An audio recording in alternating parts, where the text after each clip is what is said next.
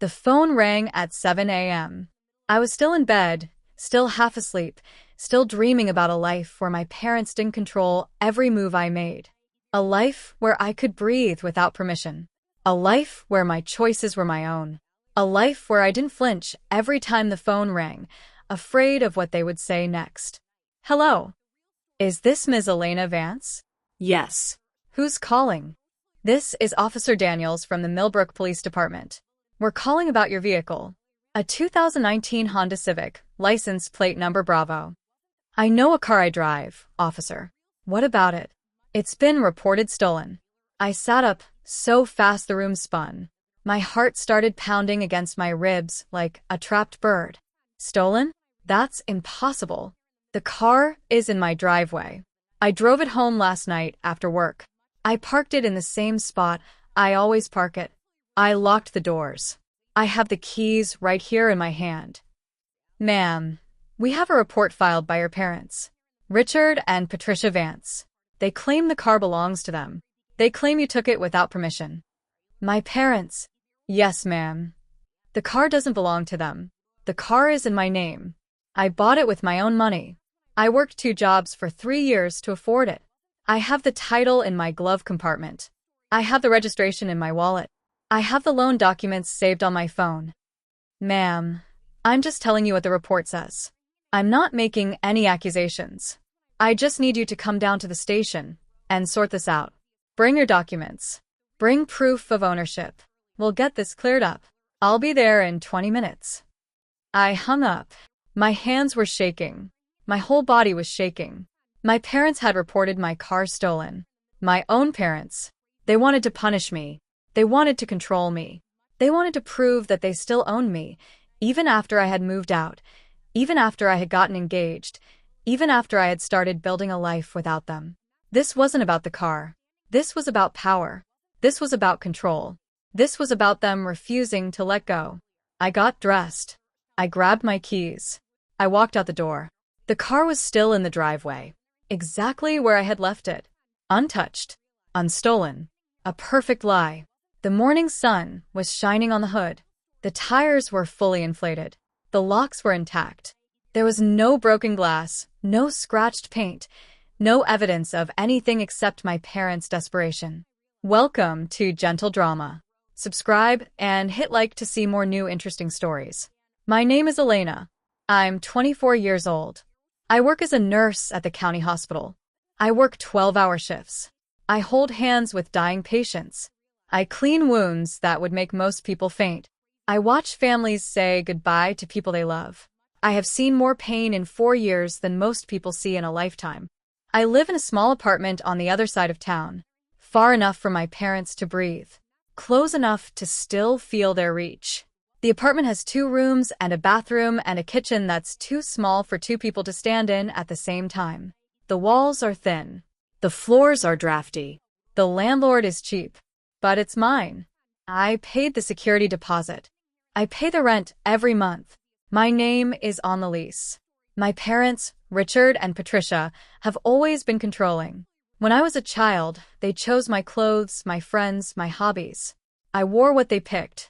I played with who they approved. I joined the activities they signed me up for. When I was a teenager, they chose my classes, my curfew, my college applications. I studied what they told me to study. I came home when they told me to come home. I applied to the schools they chose. When I was an adult, they tried to choose my career, my apartment, my life. I fought back. I moved out when I was 22. I packed my bags and left in the middle of the night, just like I had dreamed of doing since I was 16. I didn't leave a note. I didn't make a scene. I just went. I got a job at the hospital. I worked the night shift, the weekend shift, the holiday shift. I took every extra hour they offered me. I saved every penny I earned. I paid off my student loans. I bought a car, a used Honda Civic. Nothing fancy. No leather seats. No sunroof. Just 4 wheels and an engine and a heater that worked in the winter. I thought I was free. Then I met Marcus. Marcus is a police officer. He works for the same department that called me this morning, the Millbrook Police Department. The same department my parents just filed a false report with. We met at a coffee shop 6 months ago. It was a Tuesday. I was between shifts, exhausted, drinking coffee that was too strong and eating a muffin that was too dry. He was off duty, wearing jeans and a sweater, reading a book, drinking tea. He was reading one of my favorite novels, the same dog-eared paperback I had read 5 times. I noticed him before he noticed me. I watched him turn the pages. I watched him smile at the funny parts. I watched him frown at the sad parts. I watched him for 10 minutes before I worked up the courage to say something. "That's a good book," I said. He looked up.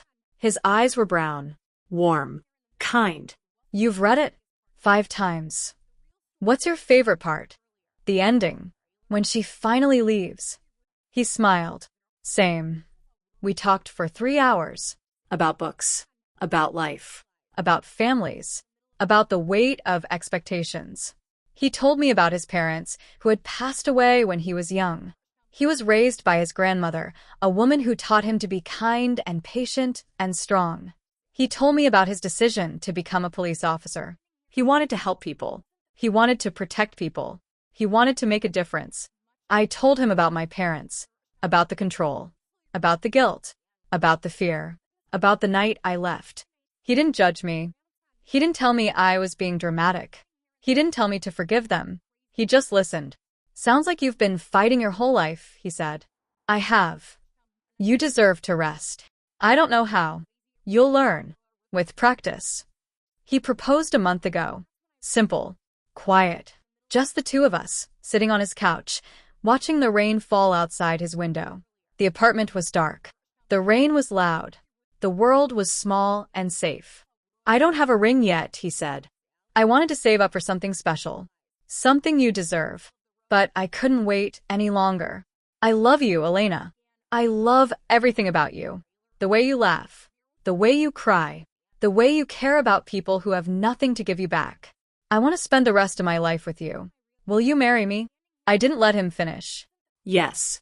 Yes, yes, yes. He kissed me. I kissed him. The rain kept falling.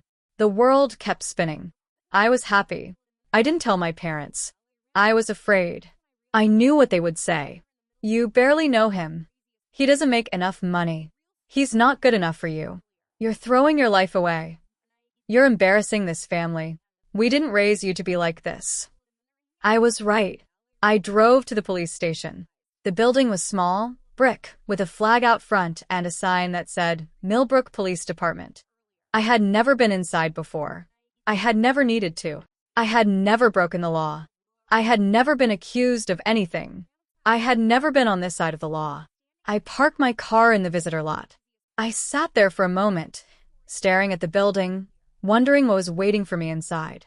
My parents had reported my car stolen. My parents had filed a false police report. My parents were willing to have me arrested, to have me handcuffed, to have me put in the back of a squad car, just to prove that they still had power over me. I couldn't believe it. Even after everything, I couldn't believe it. I walked through the doors. The woman at the front desk looked up. She was in her 50s, with gray hair and tired eyes and a badge that said dispatcher. "Can I help you?" I'm Elena Vance. "I'm here about my car." "Oh, you're the one. Have a seat. Officer Daniels will be with you shortly. He's finishing up with another call." Iset. I waited. I watched the clock. The minutes crawled past. My leg bounced. My hands twisted in my lap. The chair was hard. The room was cold. The fluorescent lights hummed. The door opened. A man walked out. He was tall, broad-shouldered, with dark hair and kind eyes. He was wearing a uniform, A badge. a gun, a radio on his shoulder. He walked with purpose, with confidence, with the weight of authority. I knew that face. I knew those eyes. I had kissed those lips. I had fallen asleep in those arms. I had told him my secrets. I had shared my fears. I had promised to spend the rest of my life with him. Elena. Marcus. We stared at each other. The dispatcher looked up. The janitor stopped mopping. The clock ticked. "What are you doing here?" he asked. "My parents reported my car stolen. They said I took it without permission. They're trying to—" "I know. I saw the report. I was about to call you." Officer Daniels stepped out from behind Marcus. He was older, gray-haired, with a mustache and a belly that strained against a shirt. He looked confused. "You two know each other?" Marcus didn't answer. He just stared at me. His face was pale. His jaw was tight. His hands were clenched. "She's my fiancé," he said. Officer Daniels looked from Marcus to me and back again. His eyes narrowed. His mustache twitched. He was a man who had been a cop for 30 years. He had seen everything. Liars, Thieves. abusers, victims, grandparents raising grandchildren, children abandoning parents, husbands killing wives, wives poisoning husbands. He had learned to trust his instincts. His instincts were telling him that something wasn't right, that this wasn't just a stolen car report, that there was something deeper, darker, more personal hiding beneath the surface. "Your fiancé?" "Yes, sir." "You didn't think to mention that before? When I assigned you this case, when I handed you the file, when I told you to handle it, when I said, 'Take care of this,' and you said, 'Yes, sir'?" "I didn't know it was her case, sir. The report didn't have a name, just a vehicle description and a complainant. Richard and Patricia Vance. I didn't make the connection. I didn't know her parents' names. She never told me. She never talked about them. I didn't push. I thought she would tell me when she was ready." Daniels sighed. He rubbed his forehead with both hands. He looked tired. He looked old. He looked like a man who wished he had retired 5 years ago, before the budget cuts, before the staffing shortages, before the world got crazier. "This is a mess. Your fiancé's parents are accusing her of stealing their car, but she says the car is hers. And now I've got one of my own officers caught in the middle of a family dispute. A family dispute that could end up in court. A family dispute that could cost this department time and money and reputation. I'm not in the middle, sir. I'm on her side. You can't be on her side. You're a police officer. You're on the side of the law. You have to be neutral. You have to be objective. You can't let your personal relationships affect your judgment. You can't let your heart override your training. I can be neutral and still believe her, sir. I can be objective and still know that she's telling the truth. I've known her for months. I've seen her work. I've seen her sacrifice. I've seen her struggle in ways most people never have to struggle. She's not a liar. She's not a thief. She's a nurse. She saves lives for a living. She holds dying patients' hands. She tells mothers that their children didn't make it. She is not the kind of person who steals a car. Daniels looked at me. His eyes softened. Just a little. Just enough. "Ms. Vance, do you have proof that the car belongs to you?" "Yes, officer. I have the title in my glove compartment. I have the registration in my wallet. I have loan documents on my phone. I have insurance cards. I have maintenance records. I have bank statements showing the withdrawals I made to save for the down payment. I have everything." "Then let's go see them. All of them. Every piece of paper. Every digital file. Every scrap of evidence you've got." Marcus and I walked to my car. The parking lot was cold. The wind was sharp. The sky was gray, heavy with clouds that threatened rain, dark with the promise of a storm. The asphalt was cracked. The lines were faded. The dumpster in the corner was overflowing. The whole world looked tired, worn out, ready to give up. He didn't say anything. He just walked beside me, close enough to touch, far enough to be professional. His uniform was crisp. His badge gleamed in the gray light. His nameplate was polished. His boots were shined. He looked like a cop. He looked like a stranger. He looked like someone I had met for the first time. I unlocked my car. The door creaked.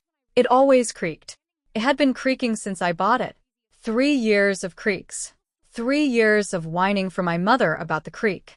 "You should get that fixed. It's embarrassing. What will the neighbors think? What will your father say? What will people at church think?" I didn't care what the neighbors thought. I didn't care about my father. I didn't go to church. I cared that the car ran. I cared that it got me to work and back. I cared that it was mine. I opened the glove compartment. The latch was sticky. It was always sticky. It had been sticky since the day I bought it. I jiggled it. I pulled. I cursed under my breath. It opened. A cascade of papers fell out. Registration. Insurance. An old napkin from a fast food restaurant I couldn't remember. a packet of ketchup, a receipt for gas from 3 months ago. The title. I handed him the title. He took it. He read it. His face softened. The tension in his jaw relaxed. The worry in his eyes faded. His shoulders dropped.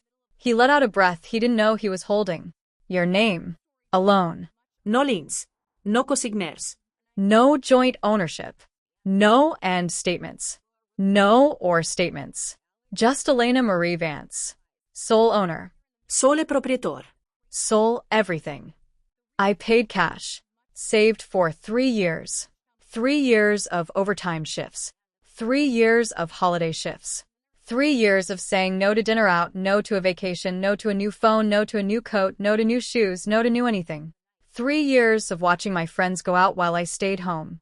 3 years of watching my coworkers take vacations while I worked. 3 years of eating rice and beans and telling myself it would be worth it. You never told me that. You never told me any of that. I never told anyone. I didn't want pity. I didn't want admiration. I didn't want people to feel sorry for me or impressed by me. I just wanted to be free. I just wanted something that was mine. He handed the title back to me. Our fingers touched. His were warm. Mine were cold. Always cold. My mother said I had bad circulation. My father said I was just weak. Why didn't you tell me your parents were like this? Why did you keep it a secret? Why did you let me think they were normal? I was ashamed. Ashamed of them. Ashamed of myself. Ashamed of the way I let them control me for so long. Ashamed of how long it took me to leave. Ashamed that I'm still afraid, even now, even here, even with you, even after everything. You don't have to be afraid anymore. I'm here. I'm not going anywhere. I'm not leaving. I'm not giving up on you. I know, but I am. I've been afraid my whole life. I don't know how to stop. The fear is part of me. It's in my bones. It's in my blood. It's in the way I flinch when someone raises their voice. It's in the way I apologize for things that aren't my fault. It's in the way I make myself small so I don't take up space. You'll learn. With time. With practice. With me. I'll help you. Every day. Every step of the way. I'll be there. We walked back inside. The police station was warm, too warm, stuffy with the smell of coffee and old paper and the particular mustiness of a building that had been standing for 50 years. The radiator clinked. The fluorescent lights hummed. The dispatcher was typing. The radio crackled. The world was moving. The world didn't care that my life was falling apart. Marcus handed the title to Officer Daniels. Daniels examined it. He held it up to the light. He checked the watermark. He looked for signs of tampering. He compared it to the registration. He nodded. This seems pretty clear-cut. The car belongs to Ms. Vance. The title is valid. The registration is current. The VIN matches the vehicle in the parking lot. The name on the title matches the name on the registration. Everything is in order. Everything is legal. Everything is hers. My parents filed a false report. They lied to the police. They wasted your time. They tried to have me arrested for something I didn't do. They did. What happens to them now? That depends on you. That depends on what you want. That depends on how far you're willing to take this.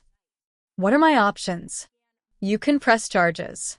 They can be charged with filing a false police report. That's a misdemeanor. Up to 6 months in jail.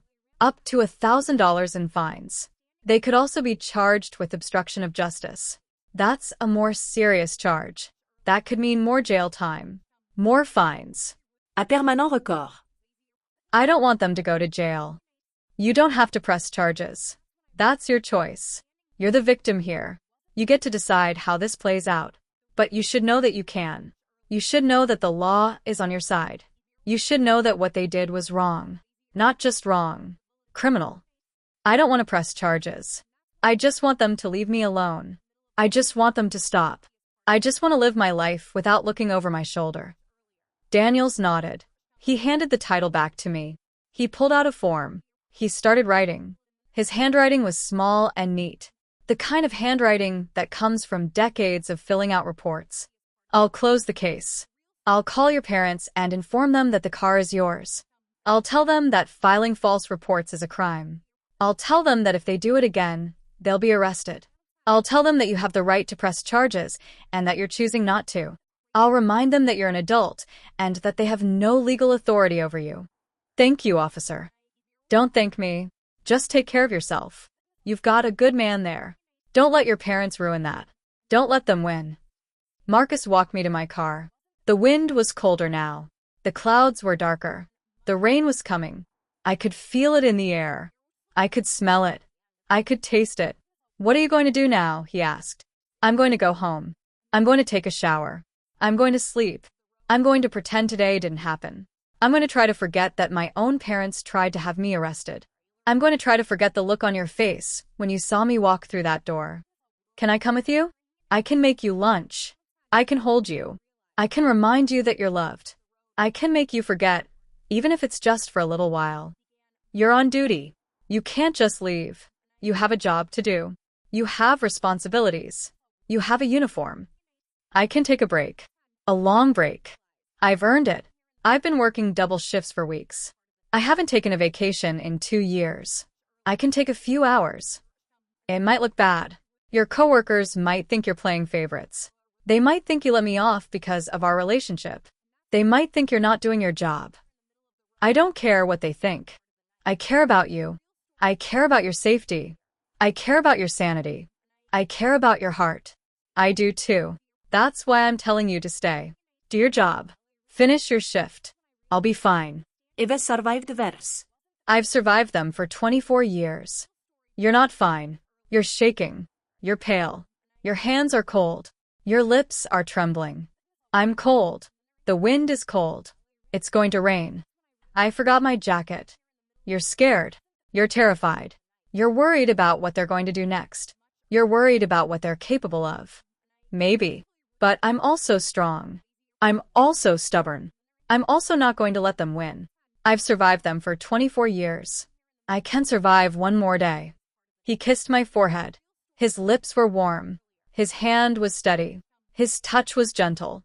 I love you, Elena. I love everything about you. The way you fight. The way you survive. The way you keep going even when you want to give up. I love you too, Marcus. I love your patience. I love your kindness.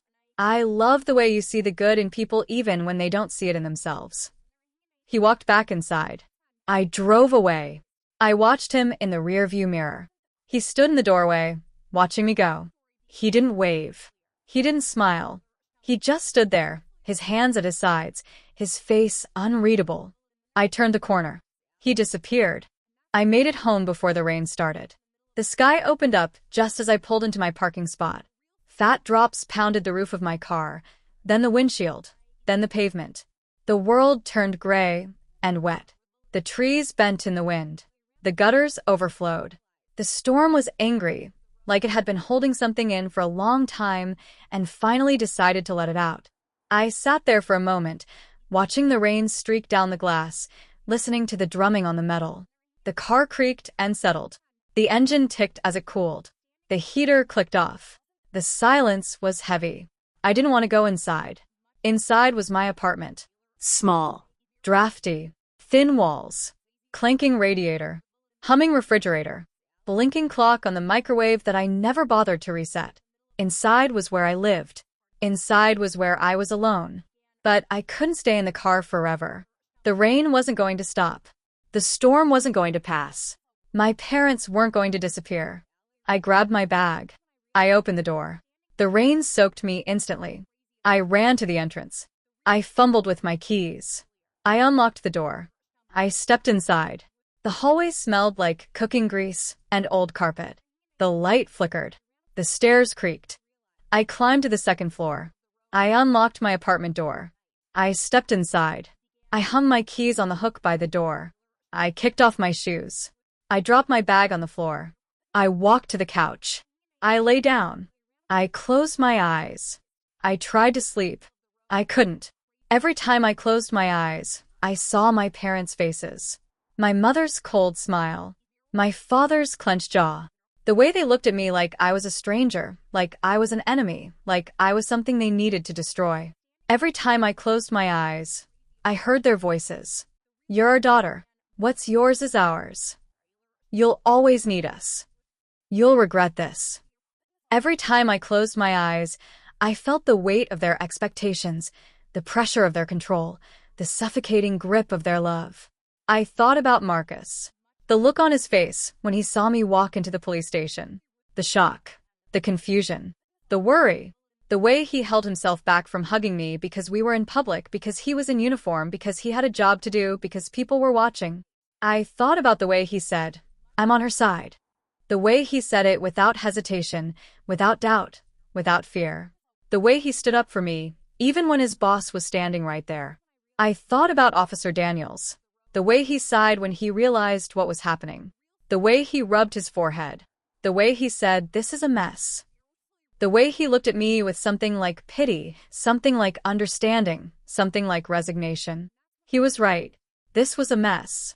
My parents had tried to have me arrested. My fiancé had been the responding officer.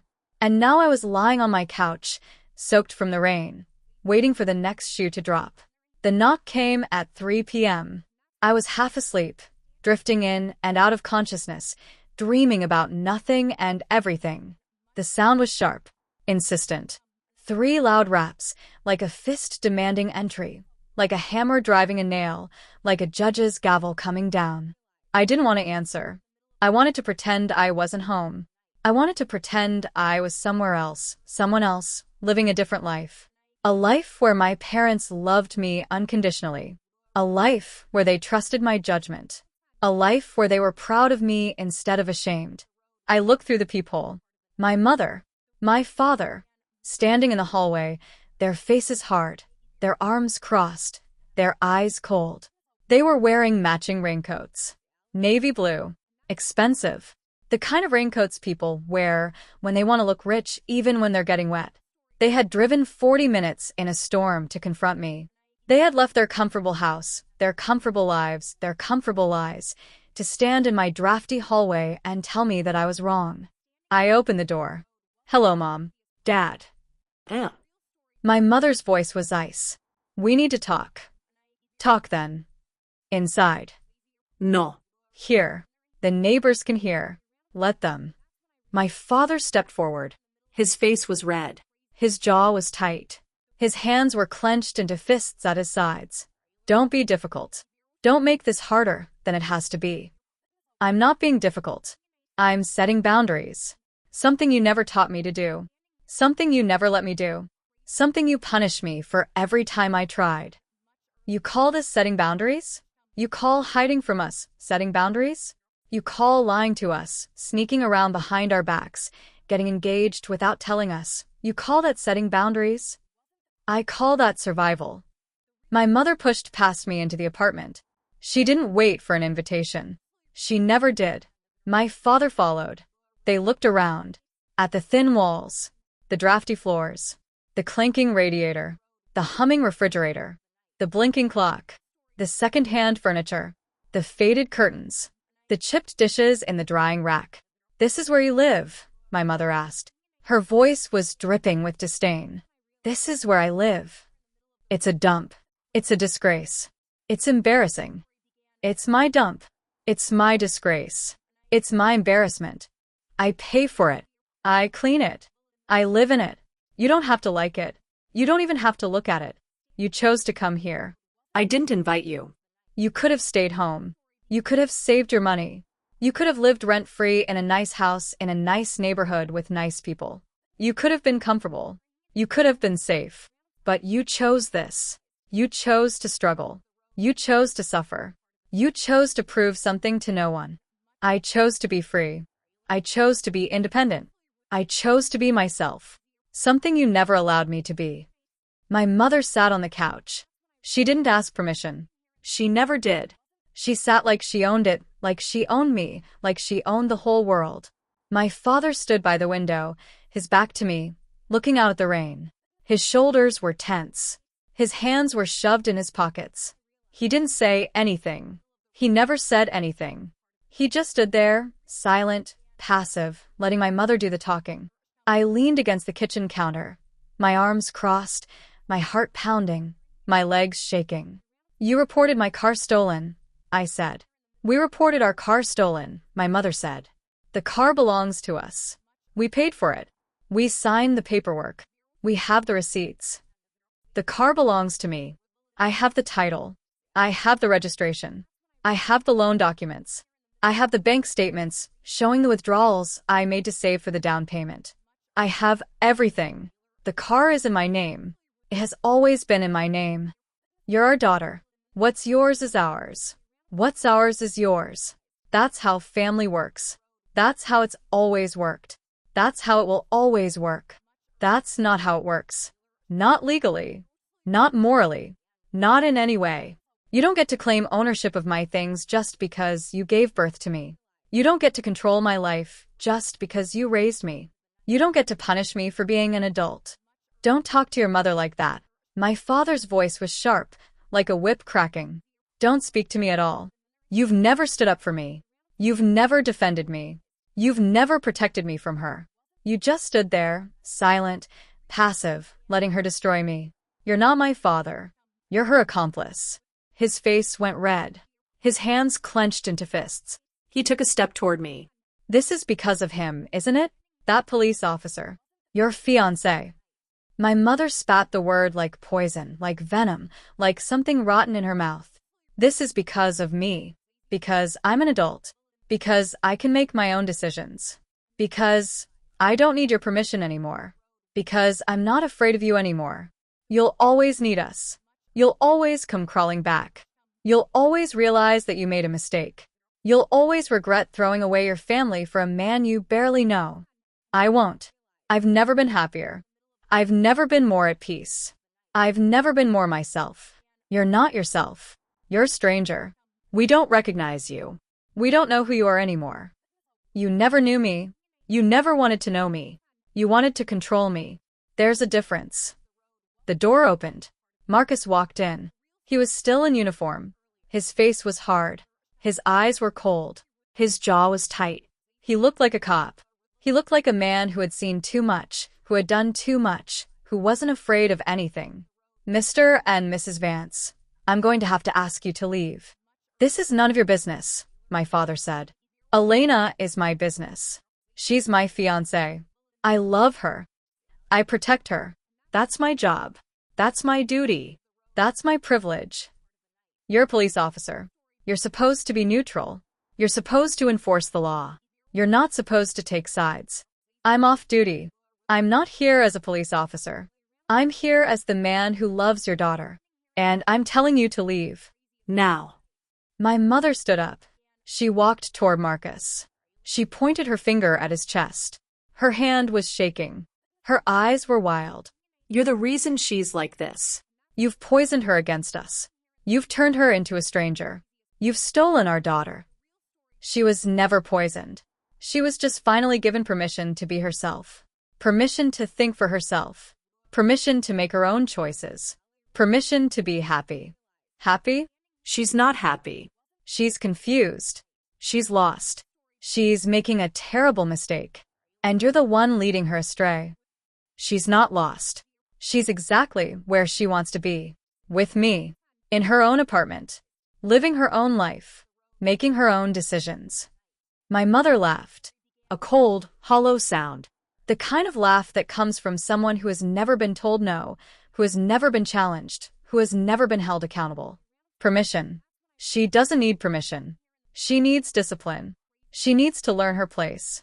She needs to remember who she is and where she came from. Her place is wherever she wants it to be, wherever she chooses to be, wherever she feels safe and loved and respected. My father stepped between them. His face was red. His hands were shaking. His voice was low. Dangerous. Enough. We're leaving. But this isn't over. This isn't finished. We'll be back. We'll be watching. We'll be waiting. Yes, it is. It's over. You don't control me anymore. You don't own me anymore. You don't get to tell me what to do. You don't get to punish me for being happy. You don't get to report my car stolen. You don't get to file false police reports. You don't get to threaten my fiancé. You don't get to do any of it. Not anymore. My mother stared at me. Her eyes were red. Her hands were shaking. Her lips were pressed into a thin line. You'll regret this. You'll regret every word. You'll regret every choice. You'll regret every moment you pushed us away. I already regret the 24 years I wasted trying to please you. The 24 years I spent trying to earn your love. The 24 years I spent believing that if I just tried harder, if I just obeyed more, if I just disappeared, you would finally be proud of me. She didn't answer. She couldn't. There was nothing to say. They left. The door closed. The apartment was quiet. Marcus put his arms around me. I cried. The next morning, my phone started ringing at 7 a.m. I was still in bed. Marcus was still asleep beside me, his arm draped over my waist, his breathing slow and steady. The rain had stopped. The sun was trying to break through the clouds, sending weak rays of light through the blinds. The world was quiet. The birds were singing. The neighbors were still asleep. My phone buzzed again, and again, and again. I reached for it. 7 missed calls, 3 voicemails, a dozen texts, all from my mother. Elena, call me. We need to talk about what happened yesterday. Your father is very upset. You've made a terrible mistake. That police officer is not good for you. We love you.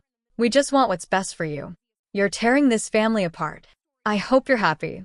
I deleted the messages. I didn't listen to the voicemails. I didn't read the rest of the texts.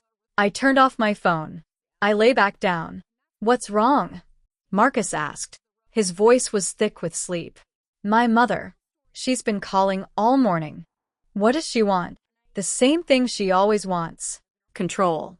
Obedience. Submission. For me to crawl back and apologize for being an adult. He put his arm around me. He pulled me close. His chest was warm against my back. His breath was soft against my neck. You don't have to answer. You don't have to listen. You don't have to do anything you don't want to do. You're not her property. You're not her child anymore. You're a grown woman. You make your own choices. I know. Then don't. Don't answer.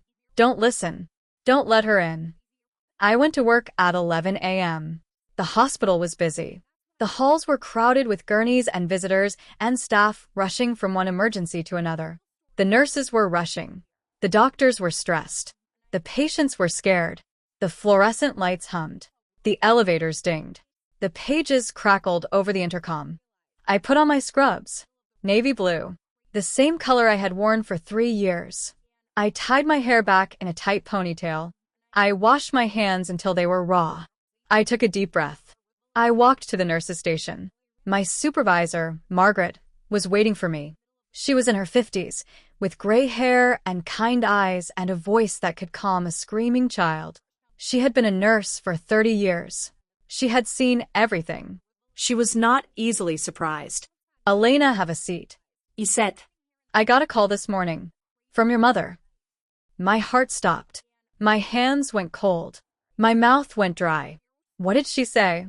She said some things. About you. About your fiancé. About your mental state. About your fitness to work. About your ability to care for patients. What did she say? She said you're unstable. She said you've been behaving erratically for months. She said you've cut off contact with your family for no reason. She said you're under the influence of someone who's controlling you. She said you're a danger to yourself and others. She said you shouldn't be allowed to work. That's not true. None of it is true. I know. I've worked with you for 3 years. I know who you are. I know what kind of nurse you are. I know you're not unstable. I know you're not erratic. I know you're not a danger. I know you're one of the best nurses on this floor. Then why are you telling me this? Because I wanted you to know. Because I wanted you to be aware. Because I wanted you to be careful. Your mother is angry. Angry people do desperate things. Angry people say hurtful things. Angry people try to destroy the people they claim to love. She reported my car stolen yesterday. She filed a false police report. She tried to have me arrested. Margaret's eyes widened. Her mouth opened. Her hand went to her chest. She did what? She called the police. She said I stole their car. She said I took it without permission. She said I had no right to it. She wanted them to arrest me. She wanted them to put me in handcuffs. She wanted them to take me to jail. Did she succeed? No. The officer who responded was my fiancé. He knew the car was mine. He'd seen the title. He'd seen the registration. He knew I paid for it myself. He knew I had nothing to hide. Margaret shook her head. She looked tired. She looked sad. She looked like a woman who had seen too many families torn apart by money and control and the desperate need to win.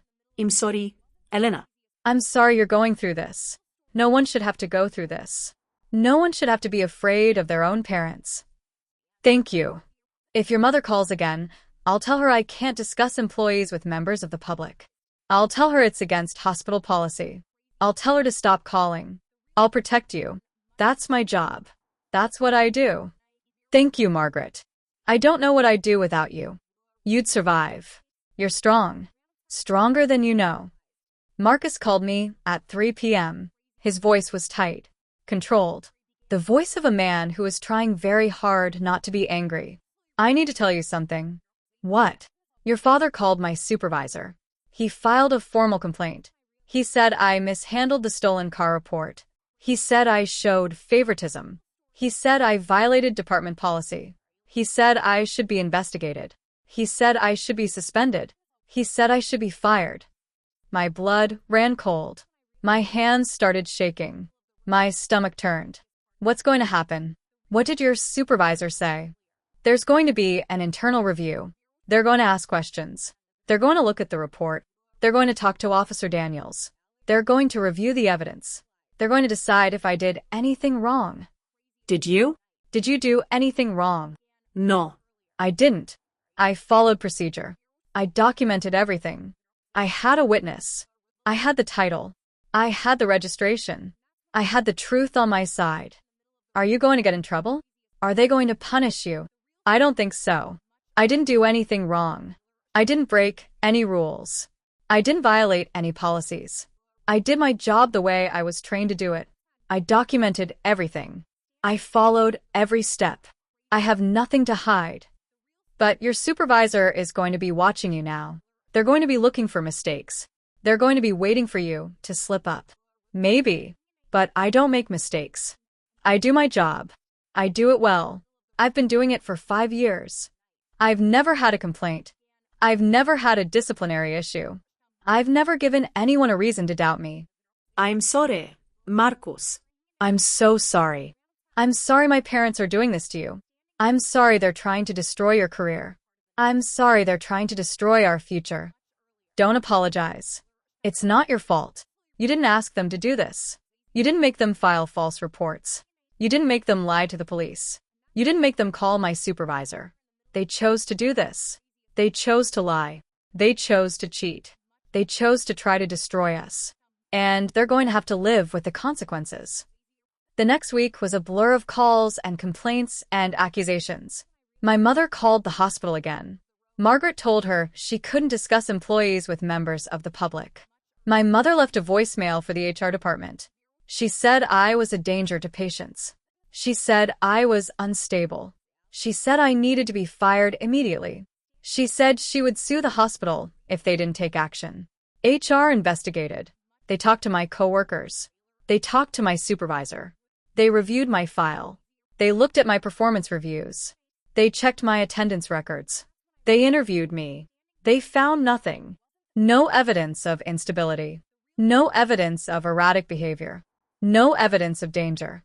Just a young woman trying to do her job while her parents tried to destroy her. My father called the police department again. He filed another complaint. He said Marcus was using his position to intimidate citizens. He said Marcus threatened him. He said Marcus should be suspended immediately. He said he would go to the media if they didn't take action. The internal review cleared Marcus. No evidence of wrongdoing. No evidence of favoritism. No evidence of threats. No evidence of anything except a son-in-law trying to protect his fiancé from her abusive parents. My parents didn't give up. They sent letters to my landlord. They said I was running a business out of my apartment. They said I was having parties every night. They said I was a nuisance to the neighbors. They said I should be evicted. My landlord didn't believe them. He had seen me come home after long shifts. He had seen me carry groceries up the stairs. He had seen me water my plants on the balcony. He had seen me sit on the front steps and read books. He knew I wasn't running a business. He knew I wasn't having parties. He knew I wasn't a nuisance. He knew I was just a young woman trying to live her life. My parents were desperate, and desperate people do desperate things. The restraining order was granted on a Thursday. The courthouse was old, with marble floors and high ceilings and the smell of dust and time. The hallways were crowded with people in suits and people in handcuffs, and people holding papers that would change their lives. I sat on a wooden bench outside the courtroom, my hands folded in my lap, my knees bouncing, my heart pounding. Marcus sat next to me. He was wearing his dress uniform. He had taken the day off. He had insisted. "I'm not letting you do this alone," he said. "I'm not letting you face them without me. I don't even know if they'll show up." They'll show up. They can't resist a fight. He was right. They showed up. My mother was wearing a black dress. Expensive. Conservative. The kind of dress she wore to funerals and church services and occasions where she wanted to look dignified. My father was wearing a suit. Gray. Pressed. The same suit he had worn to my college graduation. The same suit he had worn to my grandmother's funeral. They sat on the other side of the hallway. They didn't look at me. I didn't look at them. The bailiff called my name. Elena Vance. I stood up. I walked into the courtroom. The judge was a woman in her 60s with silver hair and wire-rimmed glasses. Her name was Judge Miriam Cross. She had been on the bench for 25 years. She had seen everything. Abusive parents, controlling spouses, desperate children. She was known for being fair, impartial, and utterly unflappable. "Ms. Vance, you're seeking a restraining order against your parents, Richard and Patricia Vance. Is that correct?" "Yes, Your Honor." "Can you tell me why?" I took a deep breath. My parents have been controlling my life for as long as I can remember. They chose my clothes, my friends, my hobbies, my classes, my college, my major. When I moved out, they tried to maintain control. They called every day. They showed up unannounced. They criticized my job, my apartment, my choices. When I got engaged to my fiancé, Marcus, they escalated. They reported my car stolen. They filed a false police report. They tried to have me arrested. The officer who responded was Marcus. He knew the car was mine. He knew I had the title. He knew I had the registration. He knew my parents were lying. After that, they called my employer. They told my supervisor I was unstable. They said I was a danger to patients. They tried to get me fired. They called my fiancé's supervisor. They filed a complaint. They said Marcus mishandled the report. They said he showed favoritism. They tried to get him fired. They called my landlord. They said I was running a business out of my apartment. They said I was having parties every night. They said I was a nuisance. They tried to get me evicted. Judge Cross looked at my parents. "Mr. and Mrs. Vance, do you deny these allegations?" My mother stood up. "Your Honor, we were only trying to protect our daughter. She's been making terrible decisions. She's under the influence of a man who's controlling her. We were worried about her safety." "Have you filed false police reports?" "We filed a report on a car that we believed belonged to us. The car is in Ms. Vance's name. The title is in her name. The registration is in her name.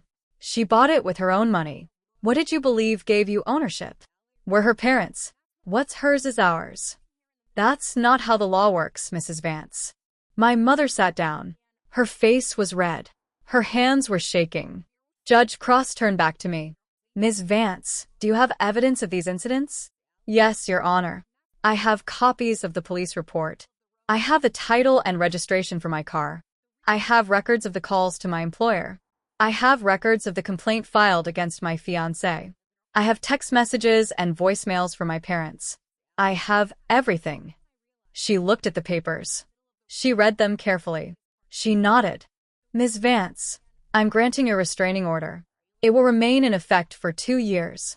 Your parents are prohibited from contacting you, coming within 500 feet of you, contacting your employer, contacting your fiancé's employer, contacting your landlord, or taking any other action to harass or intimidate you.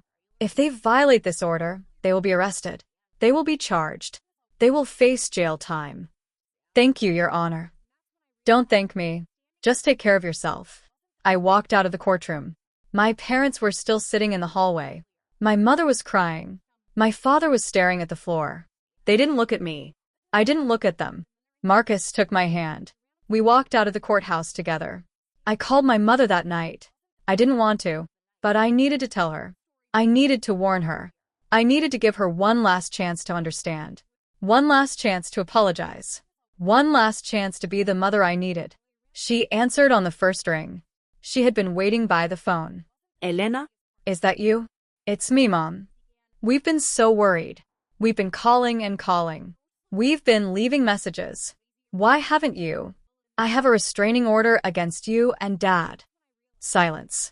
The kind of silence that fills a room, that presses against your ears, that makes you feel like you're drowning. What? A restraining order. It's been granted. It lasts for 2 years. You can't contact me. You can't come near me. You can't call my work. You can't call Marcus's work. You can't call my landlord. You can't do anything. You can't do this to us. We're your parents. We love you. We only want what's best for you. This isn't love. This is control. This is abuse. This is harassment. And it's over. You're making a terrible mistake. You're throwing away your family. You're throwing away everything we've ever done for you. I'm making the only choice I have left. The only choice that lets me breathe. The only choice that lets me live. You'll regret this. I already regret the 26 years I spent trying to please you. I'm not going to regret this. I hung up. I blocked her number. I blocked my father's number. I blocked my brother's number. I blocked every number that had ever tried to make me feel small. The weeks that followed were strange. Quiet. Peaceful. No calls. No texts. No voice emails. No emails. No letters. No visits from my parents. No complaints to my boss. No complaints to Marcus's boss. No calls to my landlord. The silence was heavy at first. I wasn't used to it. I kept waiting for the other shoe to drop. I kept flinching every time my phone buzzed. I kept checking over my shoulder when I walked to my car. But the calls never came. The visits never came. The complaints never came. The silence was healing. The silence was freedom. The silence was everything I had been fighting for. Marcus and I set a date for the wedding. June 15th. A small ceremony. A garden venue. Just a few friends. No family. No drama. No fear. My grandmother called when she heard the news. She had heard what happened. She wasn't surprised. Your mother has always been difficult, she said. Your father has always been weak. I'm sorry you had to be the one to break the cycle. I'm sorry it had to come to this. I'm not sorry. Someone had to. Someone had to stand up to them. Someone had to say enough. I'm proud of you, Elena. I've always been proud of you. Even when you were a little girl, standing up to your mother, refusing to back down. You were always strong. You were always brave. You were always you. Thank you, Grandma. Don't thank me. Just live. Just be happy. Just be free. I don't know if I'll ever speak to my parents again. I don't know if they'll ever change. I don't know if they'll ever understand what they did, how much they hurt me, how much they pushed me away.